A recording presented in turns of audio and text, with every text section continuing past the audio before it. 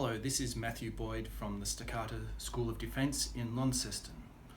I've been doing a few videos on Zach Wylde's system. I've looked at his quarterstaff and his throwing the guards drill for Broadsword. But I want to take a step back and look at an overview of his system, his manual, what he recommends, what he's trying to get across, and some practical advice in studying Wylde. I've been studying Wylde since 2015 when it was first recommended to me as a source of English wrestling. I'd been studying silver for a number of years before that, and silver assumes that you can wrestle, but unfortunately doesn't provide any wrestling technique in his manual. There are some grips, of course, but Wylde has a dedicated chapter on wrestling that is very helpful and highly applicable. When I was looking for a copy of Wylde to study, I scoured the bowels of the internet looking for links to where I might get access to an original copy, and found a reference to an English library that had a copy with handwritten corrections by the author. I was able to locate that, and the library was good enough to send me copies. You have taken an enemy spellbook.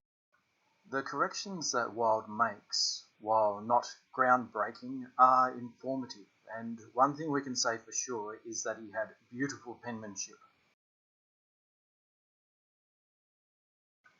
Other corrections he makes are replacing omitted words,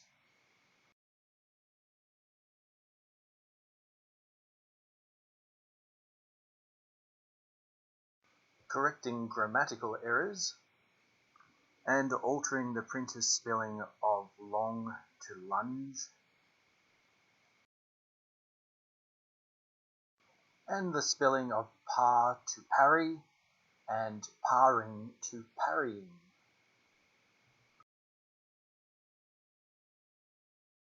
So altogether, that's 89 handwritten corrections to his manual. Why is that important? Well, the guy's a perfectionist. The type of man who writes like this and goes to the trouble of correcting his manual is not the type of man to be imprecise in the language he uses. And if he hasn't corrected something in this manual, we can be sure that it is accurately describing what he wants you to do. Whether or not he's done a good job of that is debatable, but as far as he's concerned, he's put across exactly what he wants the reader to understand. This is important when coming to Wylde because he writes about things and describes things in a way that other broadsword masters writing in the 18th century don't. Now, I would prefer to take what Wylde says and struggle with it and wrestle with it, rather than just delete what I don't understand and insert something from another master who's talking about similar things. Now, of course, I'm aware that if you look at one manual in isolation, you can end up in Wonderland. You have found a hidden realm. Go there when you have conquered this land. My intention is to present Wylde as an internally consistent and well thought out method that should have its own time to shine. I don't wish to compare him to other masters or to discuss which techniques or systems may be superior, but simply to present Wylde's work. Wylde would seem to be self-contradictory in places too. For example, in his broadsword section, he describes a method of moving between inside and outside guard. But in a couple of paragraphs' time in his throwing the guards drill, he describes a different method of moving between those guards. Now, I'd prefer to struggle with that and not to assume that he made an error on one of those descriptions, but rather he's been very deliberate in the language he's using and very clear and concise in what he's trying to communicate. To do otherwise would be unfair to the source material. So let's come to look at the manual itself. It's 40 pages long. Both copies of it that I have seen begin with a handwritten dedication, followed by an epistle to the reader.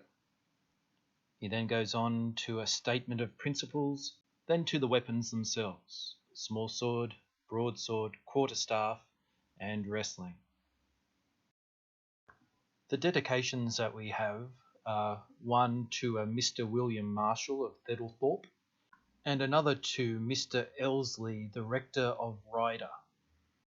Both these people are gentlemen whose opinion Wylde seems to greatly value, and both of them seem to have had some instruction in Wylde's method by Wylde. His attitude isn't one of a master writing to students, but of highly esteemed equals who could give a good account of Wylde's method to other gentlemen. Before we get into the guts of the book, I just wanted to say a word about people's general impression on Wylde. Many people may look at Wylde and encounter words or what they perceive as an arrogant attitude and find what he has to say hard to swallow. Or they might read the description of a technique or a drill and find it difficult to follow and end up abandoning the book in favour of a clearer text. I want to push back against that a bit and encourage people to pursue this text. I think it's a gem. I think it's worth studying, and I think it's a lot of fun. When Wylde makes apparently arrogant statements like, "I'm the first man ever to have taught this," it can be helpful to take his comments as humour rather than an indicator of his self-importance. Plus, it doesn't behoove a fencing master of the time to be wishy-washy about his own abilities and accomplishments. We also need to set Wylde at his proper time. Although his book is published in 1711, he says that he's been a professor of the science of defence for over 30 years. So that puts it back to 1680 that he's been a professor. And I think it's reasonable to assume that he was studying between 5 to 10 years before that. That's nice and early, and I think it's a good chance we've got a window into how the study of defence was done in the late 1600s. The epistle to the reader is a fun couple of pages. He spends some time commiserating with the reader in how authors carry on and stroke themselves when they're writing their prefaces, and he says he's not going to do that. He goes on to tell us that printers and stationers are a bunch of filthy money grubbers, and they want you to write a lot so that they can charge you accordingly. He says he's not going to do that, and he moves on. He gives us a nice brief statement of purpose for his book, which is only to declare and publish what experience I have gained in the art of smallsword, broadsword, quarterstaff, and wrestling. He then lets us know that he's going to save further on space by not including what he calls the cuts of the postures. He says that what he will write, you'll be able to work it out, and the people that he's dedicating this book to don't need instruction about this anyway.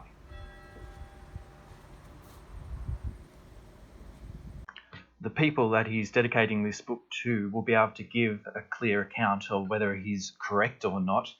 And if you don't know what he's talking about, he couldn't care less what you have to say.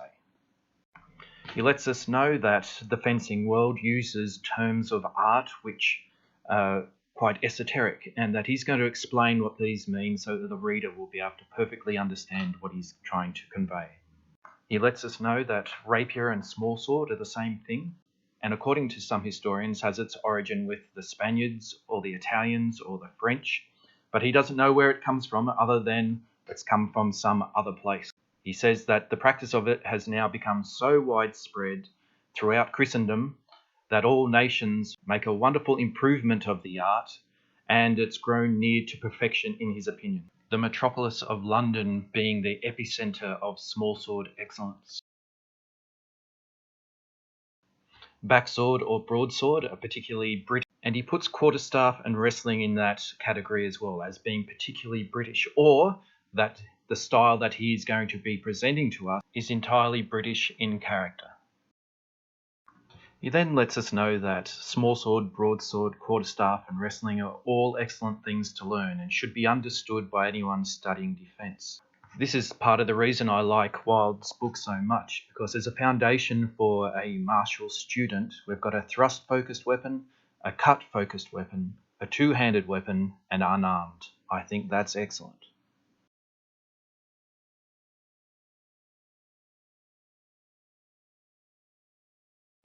In the next chapter, we begin with a description of the sword and the parts thereof.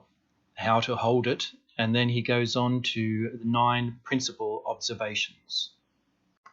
These observations are very British in nature, and most of which are almost word for word the same as Joseph Swetnam's principles. I suspect that Wylde had access to a copy of Swetnam's work, but it's not necessarily so. It could also be an indicator that there is a background of common knowledge in British swordsmanship, and these principles were generally accepted. The principles in order are posture, place, compass, step, time, distance, patience, intention, and practice. I intend to cover these observations in detail in a future video. Any manual that includes multiple weapons always puts smallsword first, and Wylde is no different in that. Smallsword is the foundation of all of Wylde's weapons. Indeed, at the start of the smallsword section, Wylde says that the broadsword and the smallsword have a certain dependence upon each other in terms of defence, but by the time he gets to the end of his broadsword section, he says this: I have made it plainly appear that smallsword and broadsword hath such a dependence one upon another in sundry respects ought to be linked together. For the cross parry at smallsword is the same and equivalent to the in and outside guard at broadsword. The falloon parry is the same as the pendant or hanging guard. There's no difference in the least as to the ways of parrying and guarding. The main body of the smallsword section is a logical and methodical approach to smallsword. It's quite French in flavour and includes a variety of stances and methods of parrying. He then goes on to offending, then falsifying and feints, and he concludes with a series of disarming techniques that are applicable also to broadsword. The broadsword section starts with the guards, most of which we've seen in the smallsword section. He then goes on with a drill to practice these guards with slipping and traversing footwork. The rest of this section is a hot mess of principles, techniques, offence, how to deal with smallsword players, getting the right kind of sword, and concludes with his beef with certain masters who only teach smallsword and won't let their students study other weapons. Wylde says that if you never learn broadsword, you never learn how to parry a cut properly. So learn broadsword and stay safe. Coming to the quarterstaff section, we find a logical series of guards and footwork drills that are based on both smallsword and broadsword. We then have a series of 10 lessons putting these principles and movements into practice. It's highly practical and a lot of fun. Please look at the video that I have made earlier on this topic. The wrestling section is full of a variety of techniques for throwing or joint locking an opponent. Wylde classifies his wrestling techniques by the terms fast or loose play and in or out holds, terms familiar to the student from the previous 3 chapters. He has recommendations on how to deal with brackets, how to break holds, and how to keep from being thrown. His methods seem to be a selection of Cornish and Norfolk styles, somewhere between Sir Thomas Parkin's and Charles Layton's manuals. All in all, a fairly short but very practical selection of techniques. So there we have it. That's my overview of Wylde's book. I love it. I would love to see more people studying it. I'll be doing some more video on each of the sections: smallsword, broadsword and wrestling. I have already done the quarterstaff, which I suggest you look at. Thank you very much for your time. If you have any comments, any questions about Wylde that you'd like me to answer, I will do my best to answer them. So please write in the comment below. Thank you for your time.